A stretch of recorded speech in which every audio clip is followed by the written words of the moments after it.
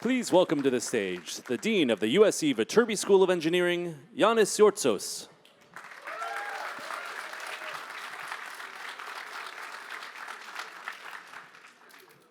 Well, thank you for being here this afternoon as we gather to celebrate another uplifting event. Today, we celebrate a concept, an idea, a commitment, and a program, the Center for Engineer Diversity. And we honor, in the process, John Brooks Slaughter.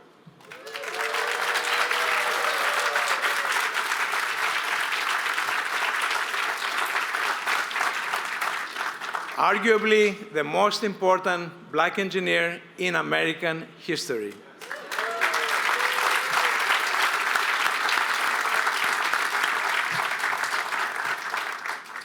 Who personalized and nurtured these concepts and these commitments and make them grow and flourish nationally. We're here to forever link USC engineering with an engineering education legend. I can say that I cannot hide my pride in being part of this extraordinary historic moment. As with all things historical, we must go back about 50 years ago again, to the 70s. I've gone back to the 70s year after year after year, when so many initiatives of excellence were seated at USC that thrive today. It was 1975, almost 50 years ago, when the USC School of Engineering established what was then named the Minority Engineering Program. Remember, 50 years ago, well before anybody understood the importance of expanding the definition of engineering for everyone. MEP focused on recruiting, retaining, and graduating African American, Hispanic, and Native American engineering students. During those times, there's no exaggeration to say that engineering was heavily white, heavily male. MEP was the school's commitment to start changing that narrative. It also made USC among the first universities in the Western United States to create and fund a program for this purpose. In 1975, the first chapter of the National Society of Black Engineers, NSBE, many of you are graduates of NSBE, was founded at Purdue University. USC followed suit 3 years later, in 1978. And at the same year, 1975, we founded at USC the chapter of the Society of Hispanic Professional Engineers, SHIP, one of the first universities in the nation to do so. Our history goes way back. All this, again, was half a century ago, well before increasing diversity of engineering school, a very much needed effort became today's acute awareness. So we can say we're ahead of the curve. This effort marked the onset of a slow but ever-accelerating effort to change the conversation about engineering, who we are, what we do, and what we look like. An effort that we continue to champion, one that continues to this day. Back then, MEP was located in the Ann House behind this building. The Blue House, students called it. It was a wooden structure on the side of what is now Tutor Hall, to my right, on that side, in front of a parking lot. I remember it well when I first joined USC. I would drive by to go to my car, and that was the house over there. Louise Gates is here, and Louise knows it very well. The Blue House gave our students a dedicated space with 24/7 access to hold meetings, study, and to build a supporting community. We continue this important commitment to this day with a CED, Center of Engineering Diversity, dedicated space in Tudor Hall. MEP, which in 1997 was renamed as the Center for Engineering Diversity for reasons that have to do with some politics, which are not important, he had two key objectives. First, to help advance STEM education in K-12 schools around the USC neighborhood, more generally in the LAUSD. That effort was supported by a sibling institution, MESA, Math, Engineering, and Science Achievement, which was established in Oakland, California, a few years before. This symbiotic relationship, MESA and CED, continues to this day. The second goal was to provide educational, mentorship, and community building programs that promote engineering excellence for our students on campus. These two key commitments continue today and range from our K-12 STEM Center to the Viterbi Summer Institute that complete these important objectives. They are supported by strong philanthropic support and corporate contributions. And they have been enriched by the service of dedicated long-term champions. Please allow me to say a few. Larry Lim, who I don't believe he's here, who directed MESA until a few years ago. Louise Yates. Louise, please stand up to be recognized.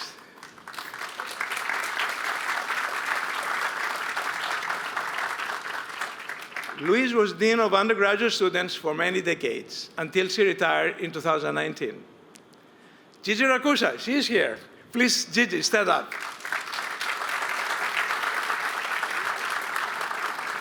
Research Professor of Engineering Education. Darren Gray, Director of the Viterbi K-12 STEM Center. Is Darren here? He should be here. He's not here. Oh, he's traveling, okay. And Tracy Thomas Navarro. Tracy, she's here. I saw her somewhere.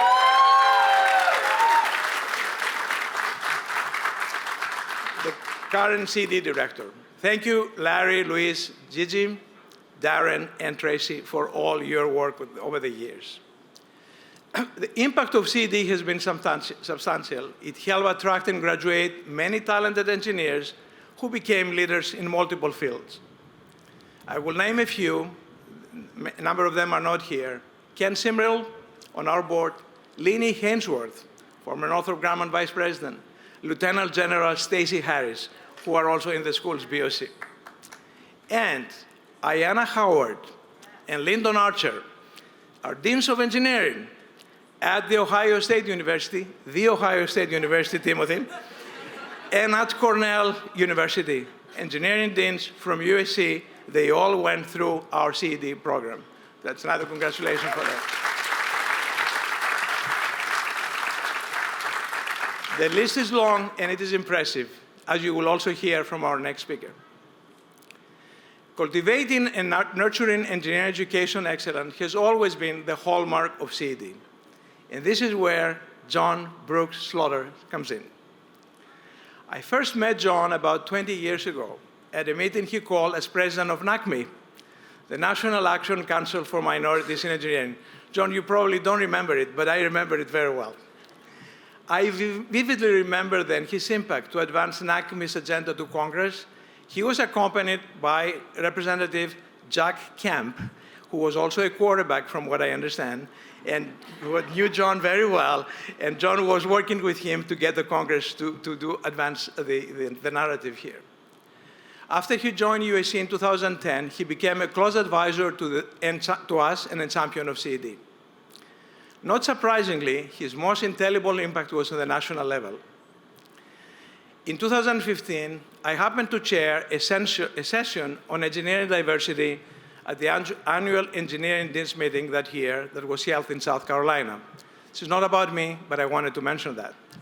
John was a key panelist on the session. We were determined for the session not to be a simple intellectual academic exercise in a regular meeting, which like 3 to 4, there's this mass session, and then 4 to 5 is another session. So at its conclusion, we asked all engineering deans to join us in a pledge to redouble our efforts to increase representation in engineering. John was instrumental in composing the text of this commitment. I remember he made a lot of changes in my edits. In the summer of 2015, we circulated to all engineering deans in the country. Aided by the Obama White House, in July 31st, 2015, less than a month later, more than 100 engineering deans signed this pledge. Today, more than 250 engineering schools have committed to it, and it has become a signature national initiative of the American Society of Engineering Education, has spread all over the United States.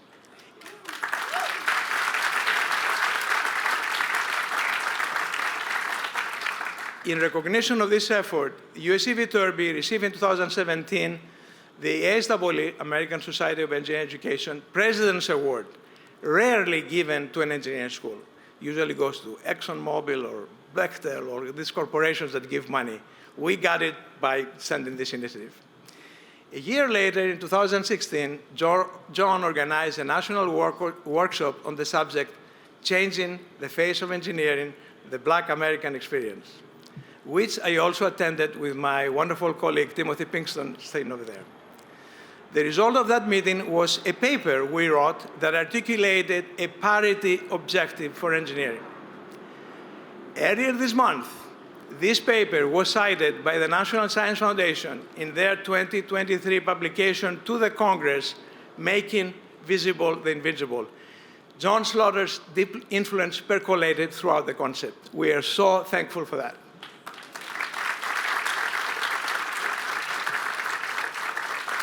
And I might say that without doubt, it contributed to the Viterbi School having reached parity, at least in one dimension.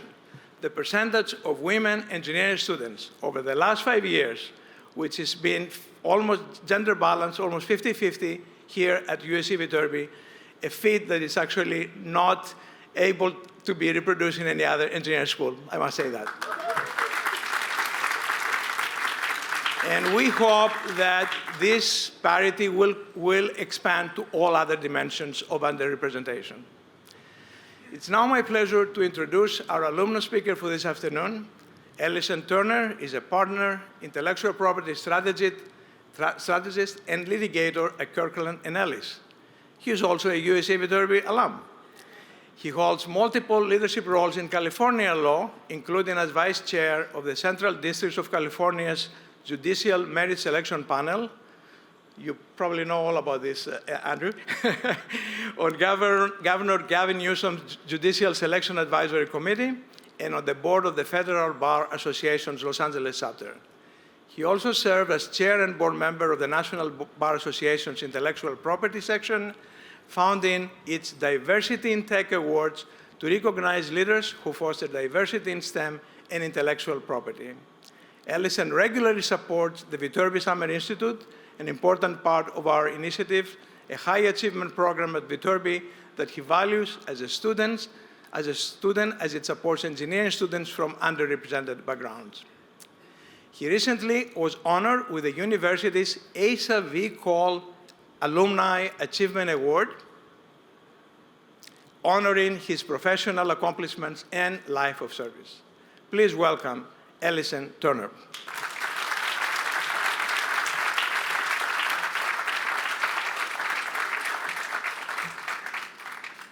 So thank you, Dean Yortzos, for that too kind introduction. You know, you gave me 2 minutes, but then you mentioned the Blue House, and I got all nostalgic, and now I have a bunch of stuff to say. I'm going to try to hold it back.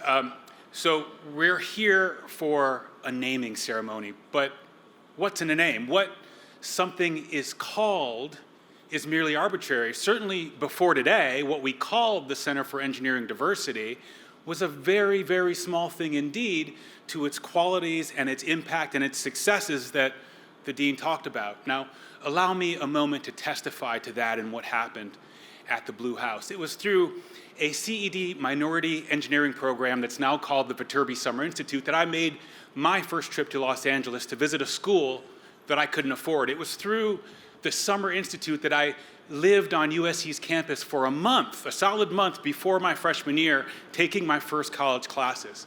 That early introduction was essential to prepare me for every academic and professional success that I have had since then. It was through the connections that I formed at CED, at that Blue House, that I got my first job at Hewlett-Packard. It's through the connections there that I got my second job at IBM's Santa Teresa laboratory. It was through CED's programs that I met my first and longest friends, including my sister, Rose Moe here, sister-in-law. It's where I spoke to my first college professors. It's where I took my first practice exams. It's where I met my first ever company president. It was through a CED program that I made my first engineering design presentation to a chief technology officer, an opportunity that I couldn't have had through any other school. It was a job posting at CED that led to my first exposure to the possibilities of a career as an intellectual property lawyer. And it was at CED, at that blue house, that the associate director told me to just go for it when I wanted to ask out a fellow engineer who's now my wife of 20 years.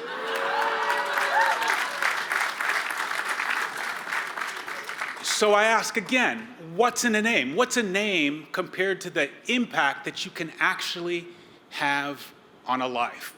Well, when a name has come to mean something more, to stand for something more, it's then that we see the passion and the energy that comes from invoking that name and the responsibility that comes from taking it. I spoke just now of successes, as did the dean, but you know that success only becomes possible where capability meets what? Opportunity. As you have heard and will hear from the speakers today, we will be hard-pressed to find anyone who has done more to create opportunity for underrepresented, underfinanced, and underestimated students than Dr. John Brooks Slaughter. Truly there can be,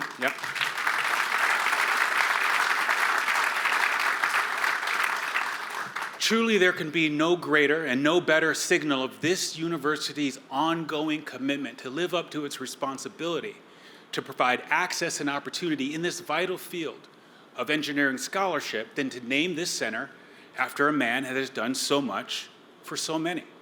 A man whose legacy of resilience, of hard work, of commitment, and unwavering responsibility to ensure that the field of engineering is open to everyone, accessible to us all, and that inspires us to do no less ourselves than what he has done. So I'll ask one final time, what's in a name? And you'll know the answer. A name is what you make of it.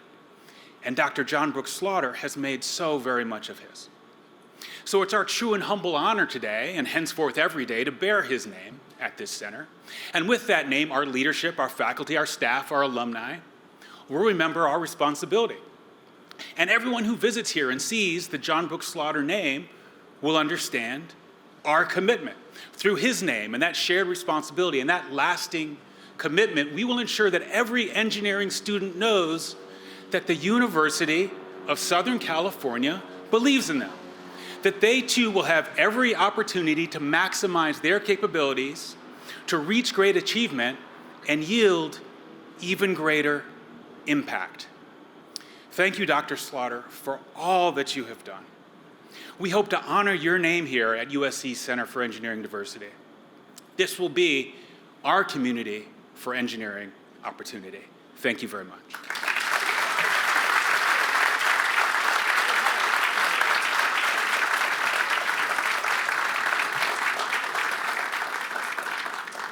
Thank you, Ellison, for those inspirational remarks.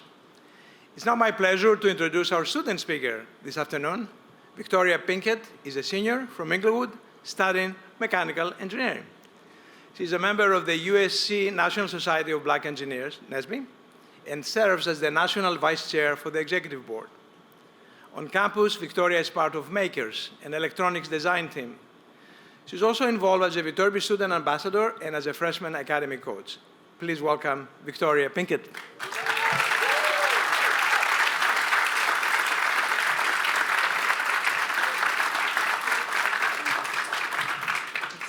Good afternoon, Trojan family. I'm honored to be here today. My first year in Viterbi was virtual. Coming into college, which is already a whole new experience, virtually, while not knowing anyone else in engineering, I remember feeling worried about how my first year would go. How would I connect with my peers, my teachers? How would I do well in my classes? What were college classes even like? And where could I go to ask for help? When I got the invitation to sign up for Viterbi Summer Institute, a program that we've heard a lot about today, a summer immersion program for incoming first-year students run by the Center for Engineering Diversity, I was just excited to have something to do while in my room all summer. I could have never imagined how formative the program would be for my college experience. from trying out a college math class, which was a much-needed reality check on my study strategies, to having an opportunity to do research. The program helped me get academically acclimated to college. However, what I loved most was the opportunities I had to connect with other students. Viterbi Summer Institute is where I met some of my first friends in Viterbi, with whom I continue to hang out with and work with in my final year. Viterbi Summer Institute was the perfect program to aid in the transition from high school to college and helped me start off on the right foot. My involvement in CED programming continued when I got to campus my sophomore year. The CED has been my #1 study spot for the past 2 years. Whenever I walk in, there's always a friendly face present. My favorite days are when I walk in and there's some kind of wellness event with tips for mindfulness, gratitude, or time and stress management. I've received so much personal and academic support and free food just by randomly deciding to visit the CED lounge. As a high school senior, I chose USC because I believed I would have a community of people who would want to see and help me succeed. The CED community has looked out for me and pushed me throughout my time here. And as I go into my final year here, it continues to be one of the reasons why I'm still happy and proud to be at Viterbi. Fight on.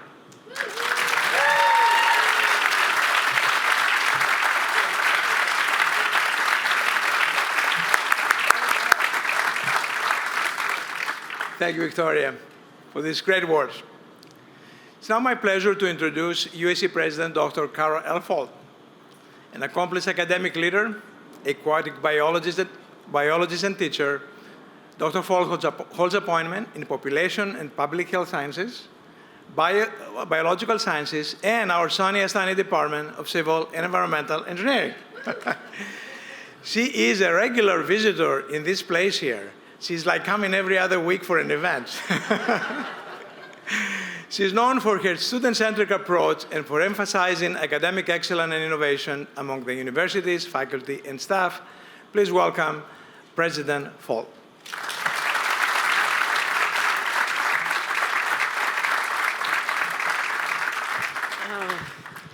Good afternoon, everyone, and welcome. You know, you never want to follow a student or an alum. They always have the best and most heartfelt remarks. And I also want to just say a moment about Giannis, because I do get to do a lot of events with him. But I think you know that when all these things happen in this school, the leader really cares. And the things that you're seeing remarked upon, memorialize the historic movements come when you have a leader that absolutely believes in it. And Giannis, you're that leader, and I want to just also recognize that today, too.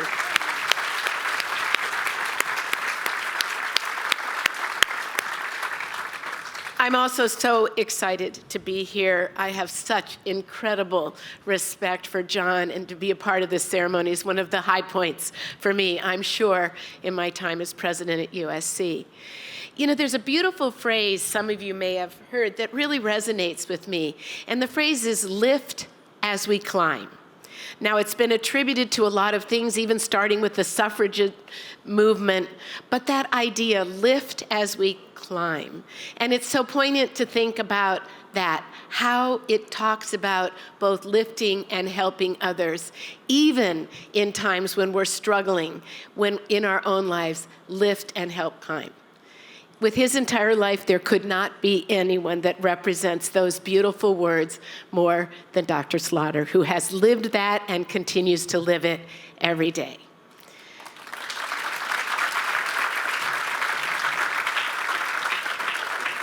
As you've heard, and I think you all know, he spent decades helping others climb upward in education, in engineering, in public life, in the way he speaks about things, the things that really matter. Most important, lift and help climb in the human spirit, human beings.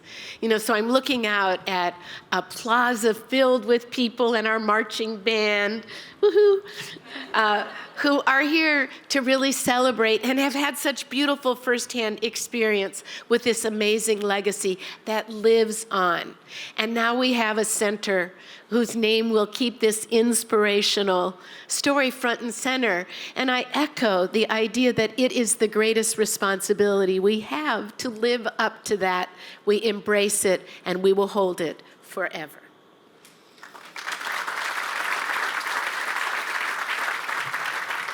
Now, many of you have talked with John at every point in his life. He has overcome barriers, but he's one of the least likely to talk about it in those terms.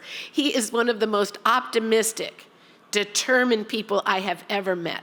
So that is a special part of who he is, and I think that's why he inspires us throughout all the things that he's done. I'll share just a few highlights that I know you know, but his parents, as you know, his father's parents were born into slavery. He grew up in Kansas, and I love this, reading Popular Mechanics. I bet a lot of us read that. And making his own toys. He built cameras and radios. He had that idea. He took his first bicycle apart and put it back together every week. Okay, that says something, John. From a very young age, though, he knew that he wanted to be an engineer. That's pretty obvious. Of course, his definition of that really grew over time. In high school, he was a good student. But near his graduation, he says that he realized he hadn't taken the requisite courses to attend university and study engineering. Of course, no one had thought he could.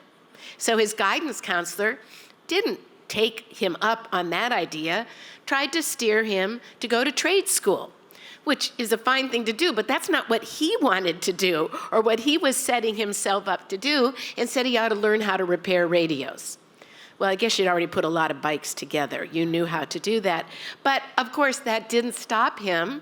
And after 2 years at a non-engineering university, he transferred to Kansas State, earning his engineering degree and beginning another one of his many climbs. He went on to earn his master's from UCLA and a PhD in engineering science from UC San Diego, two excellent schools close by. All the while, he was transforming what could be viewed as low expectations, this idea that we don't look at people and see what their potential is. That wasn't going to stop him. He transferred that into something enduringly positive. And that energy he passes to students and generations throughout his life. He, in fact, committed his life to ensuring that other people would be seen for their potential, and we'd find the pathways to make those potentials possible. Making higher education accessible to people who had been traditionally overlooked. It's so profound. And in this moment, it might seem like something we all believe in, still not taking place in many places, but that was a profound change to really think about what that meant. You know, after he worked at the U.S. Navy Electronics Laboratory Center, he also had posts at the University of Washington and Washington State University. We've had some great stories about that. He had just taken one of those jobs when he was asked to be the director of the National Science Foundation. Now, just think of it, at that time, there had never been a black director at the NSF. He was the first black director, so he took that job. And that was an important thing to do, that move across the country and get started. And then the first thing he got stuck with were budget cuts to science education, the very things he cared most about, as well as to behavioral and social science programs. So here he is, takes this big job, and immediately. But that doesn't stop him. He continues to push forward and to lift. During his tenure, he helped to develop and establish the first engineering directorate. I knew about John before I came here because of that amazing accomplishment. And I remember coming here and seeing he was giving a speech, and I'm going, that person is here, came to have that speech, and John, I just consider you such a wonderful person. But that was just one of the many things that he's been able to do.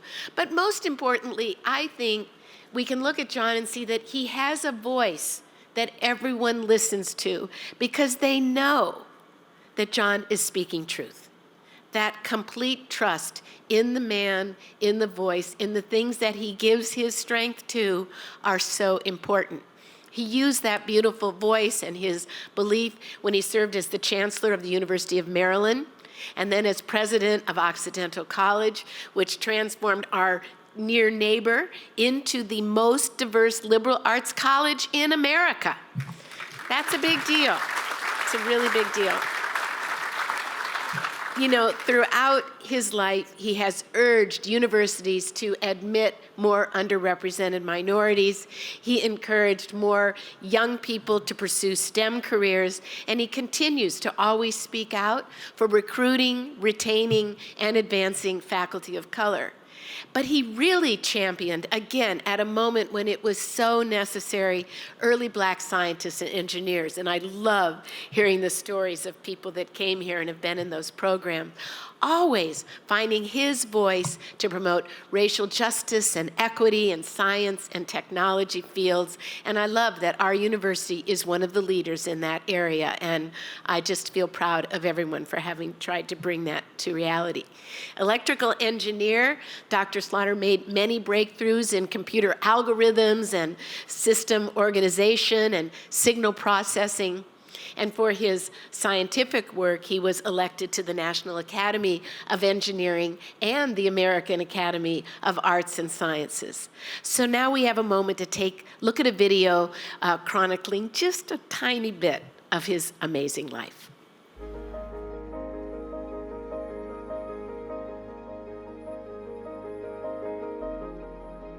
Topeka at the time when I was growing up was segregated in many ways.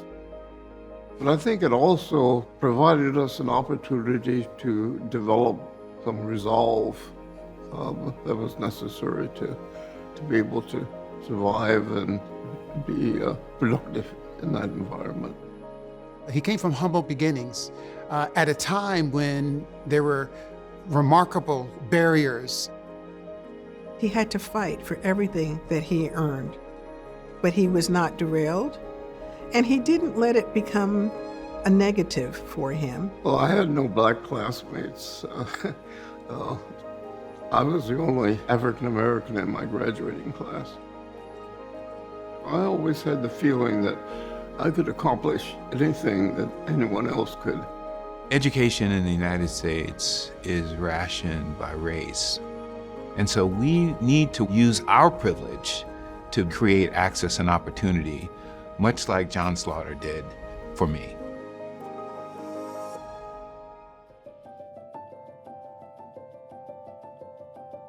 In 1975, the School of Engineering started the MEP program, or Minority Engineering Program. We use the MEP students as mentors and role models for the students in our pre-college program.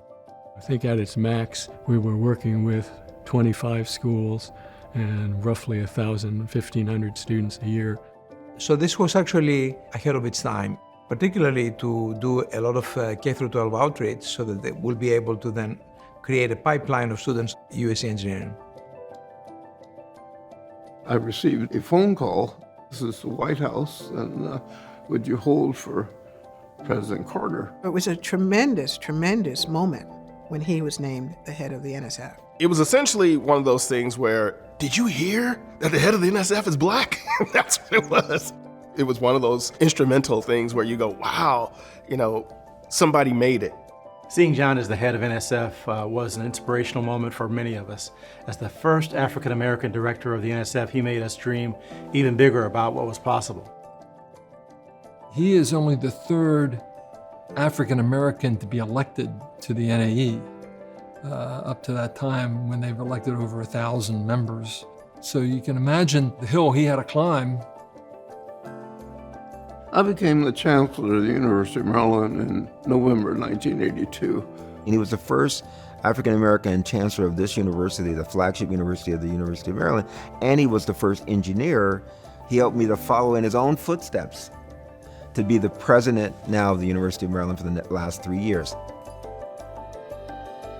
As the program grew and as the importance of the program grew, we took over a house that was on the corner. The kids always referred to it as the Blue House, and it became the center for everything. Our offices were in that house, and the student organizations, SHIP, NSPE, SWE, had the offices in that house. The students, if you ever hear them talking about their experience, they glow. Many of them describe it as a home away from home. And this was long before DEI became a thing. Viterbi had led the way in creating this space here on campus. I became president of Occidental College in 1988. He came to a small liberal arts college, thriving academically, but not diverse at all. Los Angeles is a city of a tremendous amount of rich diversity, and for an institution to be in the middle of it, as Occidental College is, and not be more representative of that seemed incongruous. If you ask academic leaders, deans, provost presidents of universities, I mean, they will say John Slaughter made a difference in the way they viewed things. In 2 years' time after I became president, we were named by U.S. News and World Report as the most diverse liberal arts college in America. In the 90s, you had a new generation of students who were coming in, and they didn't necessarily want to be identified as minority engineers. And so I took it to the students. I asked them, what would you guys like your program to be called? And the students actually came up with the Center for Engineering Diversity. By talking about the Center for Engineering Diversity, we were able to not only engage with students of color, but also with girls, with people from the LGBTQ community. When I went to NACME, I was very concerned about the fact that we waited too late to get students interested in engineering. And so we established a pre-engineering program. Dr. Slaughter was enabling people like me, who were underrepresented minorities, to literally have an opportunity to pay for college and go get an education. Once the school was named and we started getting very cool and new buildings, it created its own culture. When I started in 2005, the center had just moved into our new home of Ronald Tudor Hall. Not only did we recruit underrepresented students, but there was a big push to recruit more women into engineering. I think CED was the place where I could go and I could see other women, and we could have honest conversations about what that experience was like. Viterbi was doing things 15, 20 years ago that schools around the country are just now starting to really embrace. When I retired from NACME, I met with Dean Yortzos of the Viterbi School of Engineering, and before I left the meeting, he had offered me a tenured position. When he came here, he immediately got involved with CED. We reviewed the Center of Engineering Diversity. He made some very clear recommendations on how to move it to the next level. With leadership like Dean Yortzos, we have a great opportunity to create one of the most outstanding institutions in the country.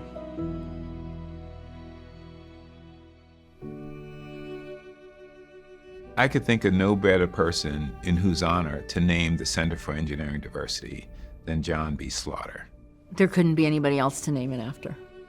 My hope is that every single time anyone sees his name, it will lift our students' spirits. It will teach everyone that they too can be a champion for diversity in all fields, from the arts to engineering, and champions for the future. It's perhaps the greatest honor that I think I have ever received. I just hope that it's something that will inspire young people for a long time. His association of his name here with the Viterbi School of Engineering is a treasure for us. And I think we will value this for many, many years to come. When you see someone like Dr. Slaughter and you understand all of the adversity and the obstacles he overcame, it continues to inspire me to say this is nothing compared to those who came before me. I would say to students today, don't be discouraged. Yes, you don't always succeed the first time out. But what John Slaughter shows is you just keep swinging. We should be inspired by that example and know that we have personal resources. That's what John shows us. Don't take no from a counselor. Don't let anyone stop you if that's something you want to do. The biggest thing that I found is really the grit and the determination, right? I think that's what's really helped me push through really tough times. You fail at 100% of the chances you don't take. And so taking those chances and putting yourself out there is incredibly important. I would say to students watching this that they can stand in their identities, whatever they may be, racial identities, gender identities, and be all of that and be an engineer. We want you to be successful. We don't practice weeding people out. We don't do that. What we build is a community of collaboration designed for success. We like to encourage people to be excellent, but we want to help people reach that excellence. We're here for you. That's why we're here, is for you to succeed. And we want you to be a Trojan for life.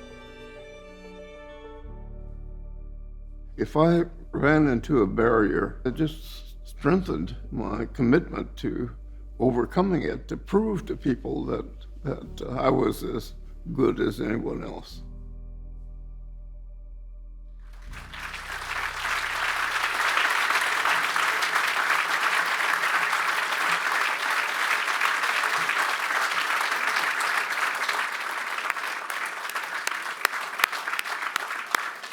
What a beautiful film and tribute to our dear friend, John Brooks Slaughter. And I want to mention also that we have with us Wanda Austin, another pioneer who was seen in that film. Could you stand, Wanda? Woo!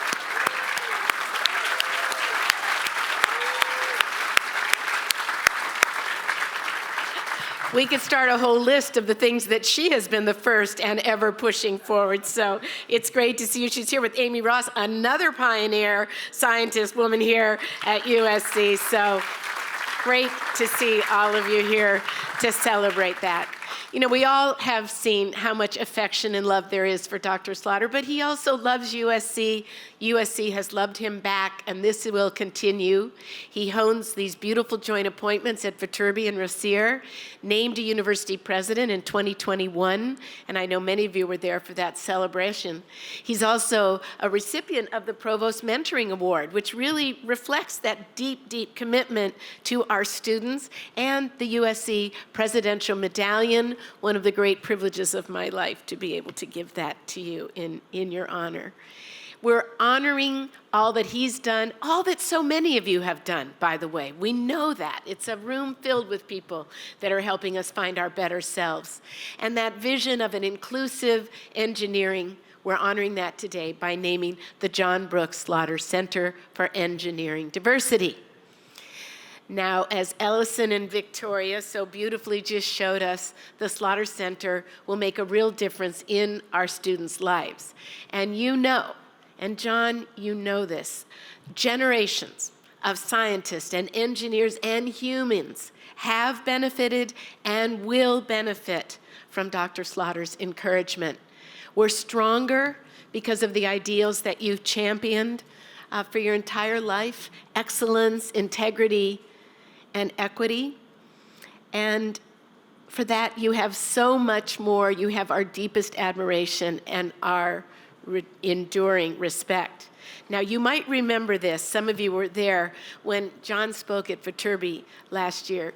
You introduced all of us to the wise words of the ancient Greek poet Giannis Hesiod. And I went on to quote you on this at commencement because Hesiod said, God gave us a smooth, easy path to failure. But God made it really hard, I added the really, hard, requiring sweat to be excellent. Excellence also takes courage, and you are one of the most courageous individuals I have ever known. And I would ask you now if you would join me at the podium.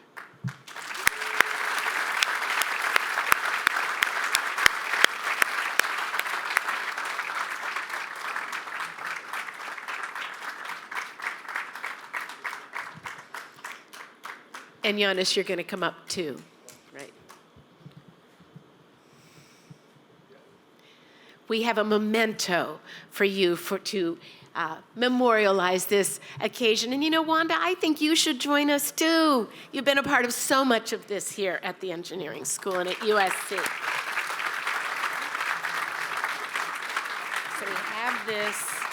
Yes, come be with us. Here we go. We have this. All right, we're going to try to get a picture. Can you come over? Yeah, I'm good. Picture time? Or should you take your name? Thank you for doing it.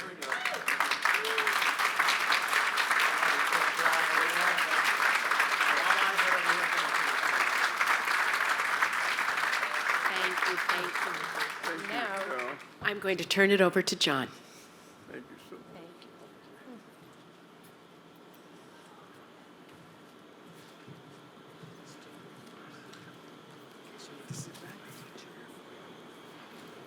Good afternoon, everyone.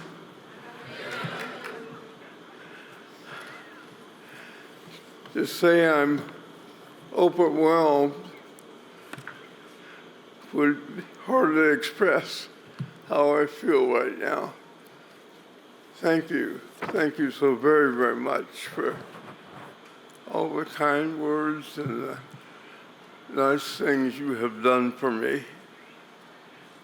I am extremely grateful. President Folt, Dean Yartsels, thank you very much for this honor. To have the Viterbi Center for Engineering Diversity named for me has greater significance to me than any honor I could ever receive. Thank you. It is with a deep sense of gratitude that I thank you all for this tremendous occasion. I want to give special thanks to President Carol Folt and to Dean Yartsels. President Folt has brought a sense of excitement and vibrancy to USC, resulting in an institution that is more alive and more committed to both excellence and equity than it was when I came here in 2010. Dean Yartsels has often been a lonely voice calling for the engineering community, not only at Viterbi, but nationwide, to understand the emotional and cultural and social aspects of an engineering education. I implore students, staff, and faculty, especially faculty, to embrace his goal of making Viterbi the prototype for an engineering school that is accessible, equitable, and committed to excellence at its best. It would be unconscionable of me if I did not thank Dr. Wanda Austin, who served in the interim period until President Folt arrived, for her wise and principled leadership of this great university. And I want to thank Dean Pedro Noguera and former Dean Karen Gallagher of the Rossier School of Education for allowing this washed-up engineer to be a professor of education. There are many people among you that I need to thank for the support and kindness they have given me. The list starts with my family. Without the sacrifice,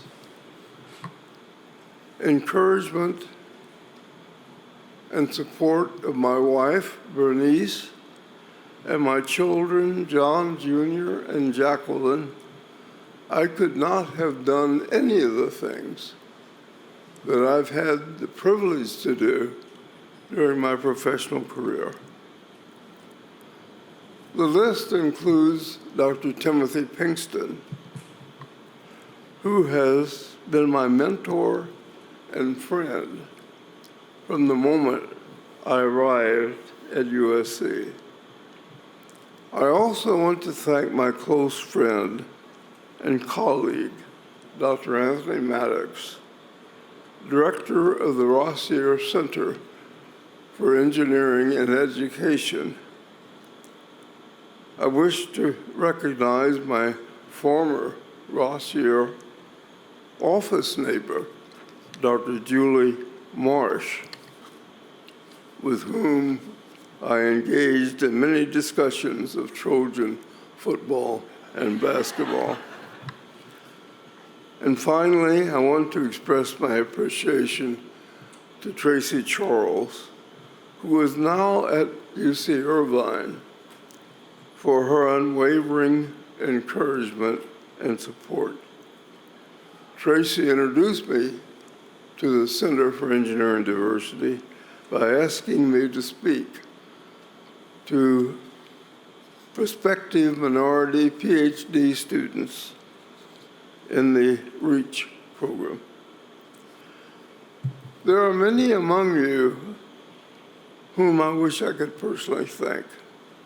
But if I were to do so, we would be here until midnight.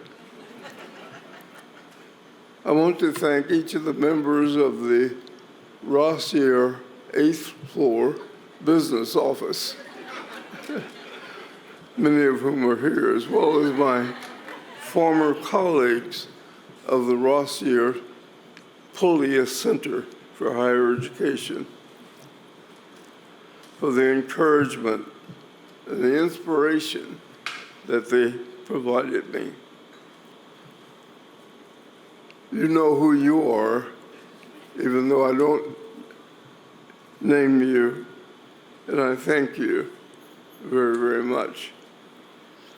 I must confess also that I am beginning to lose the ability to remember names. There have even been times when I've had to look at my business card to find out who I am. The Center for Engineering Diversity was a significant part of my life at USC. I enjoyed working with Director Tracy Thomas Navarro and my fraternity brother, then Associate Director Kevin Henry. I had the privilege of chairing a faculty advisory committee of the center, whose members included my friend Azad Madni.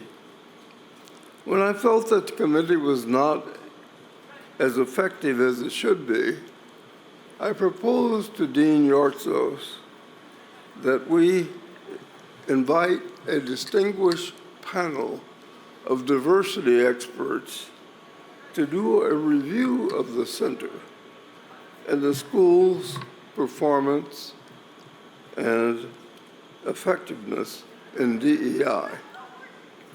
Not only did the dean approve of the idea, he complied with the review panel's recommendation that we establish a position of diversity and strategic initiatives. Enter Brandy Jones, and after she accepted a position with the USC Race and Equity Center, came Kenneth Bonner. The presence and accomplishment of these two professionals has made a marked difference in the reception and activities of DEI at Viterbi. This may be one of the last, if not the last, opportunity I will have to speak in public. So please humor me for a few minutes, because I have some things I want to say. It is a sad commentary that it took the deaths of George Floyd, Breonna Taylor, Ahmaud Arbery, Dante Wright, and several other Black Americans at the hands of police and others for this nation to recognize the egregious and reprehensible aspects of racism. In the wake of these atrocious tragedies, a few positive changes occurred. However, power-seeking politicians and radical media outlets and personalities emboldened those who resisted change and wanted to whitewash history. But I say don't despair. As Martin Luther King Jr. reminded us, truth crushed to earth will rise again. Many Americans were disappointed when the Supreme Court abolished affirmative action. But again, I say, don't despair. We may not have affirmative action, but nothing prevents us from acting affirmatively.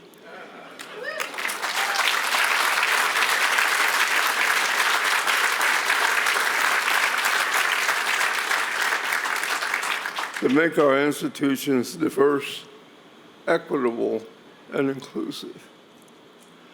When I was at the University of Maryland, I co-taught a class in the African American Studies Department.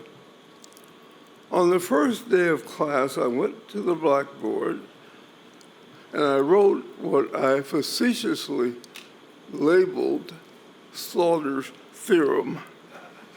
It read, Black studies should be for white students. Math, physics, and chemistry should be for black students. I admit that I said that to trigger discussion,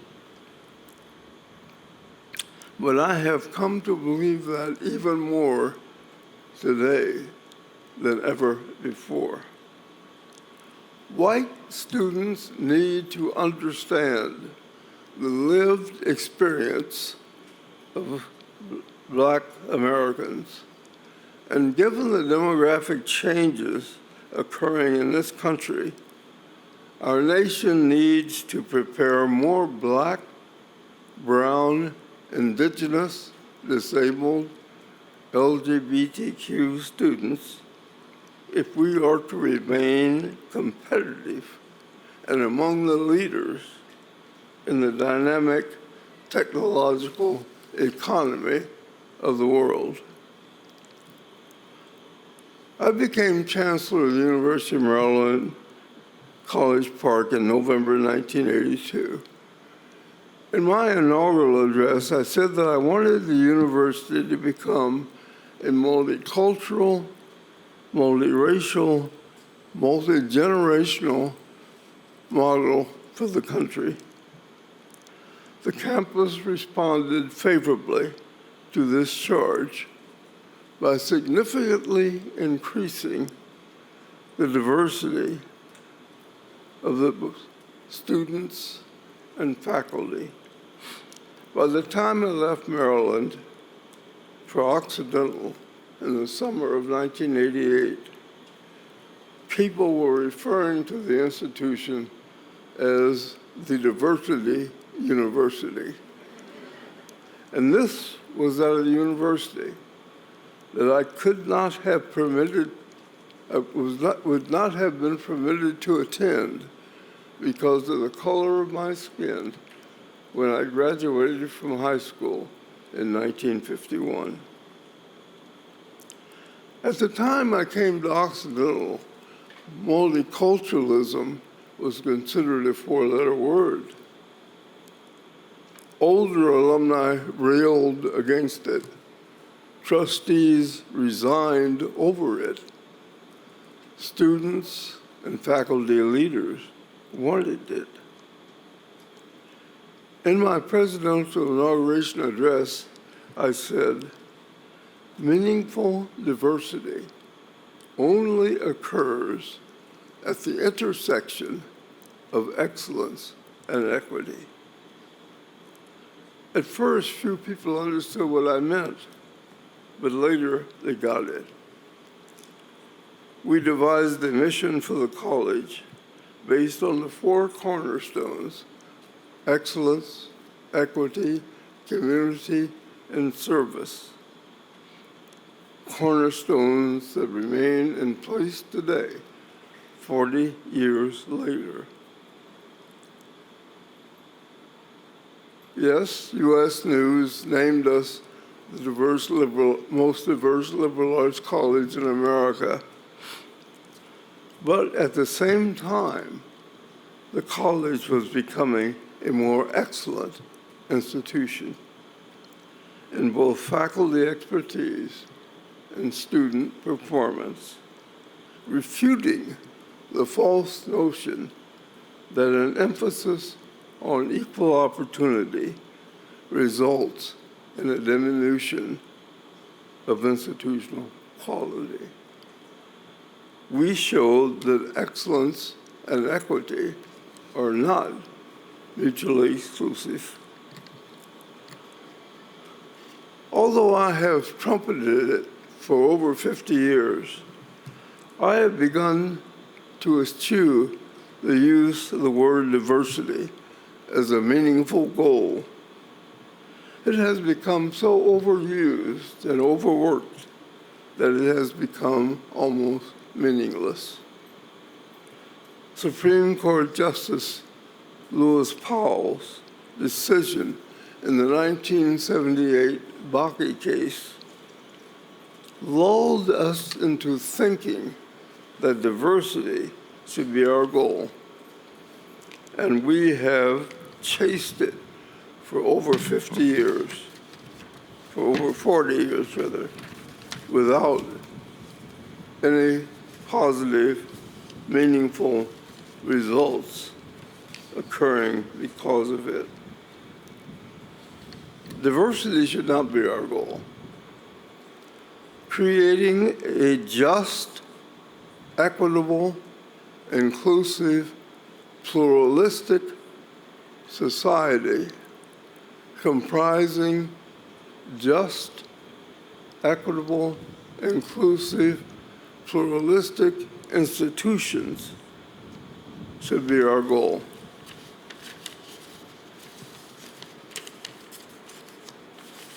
I remember a group of students at Occidental coming to me and saying, we need even more diversity.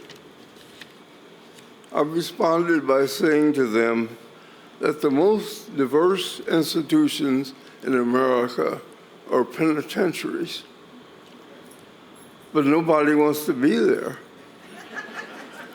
because there is no excellence or equity behind those prison walls. If you remember anything at all from these rambling remarks, I hope you remember that meaningful diversity only occurs at the intersection of excellence and equity. Let me close by simply saying thank you. My heart is filled with gratitude for what you have done to confer this honor upon me. It is my fervent wish that the Viterbi School of Engineering will continue its quest to become a national model for a center for equity and excellence in engineering. Thank you very much.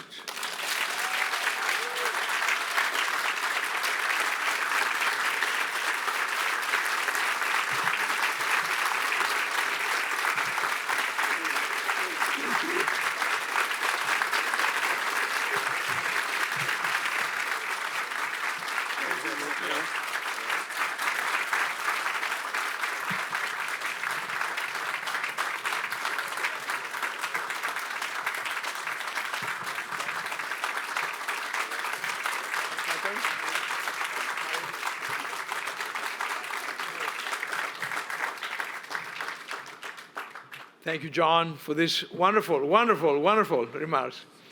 Now we are going to unveil a banner. It's over here. And so my job is to count down from 10 to 1, but they tell me 5 to 1 is even easier. Okay. So we're going that way. 5, 4, 3, 2, 1.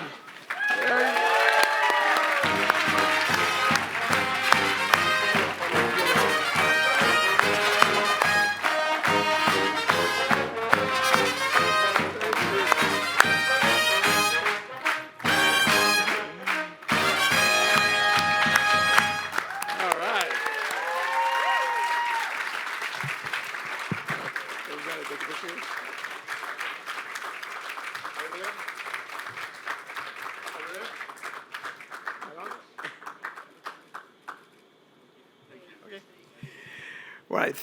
So thank you all for coming. This wonderful, wonderful event.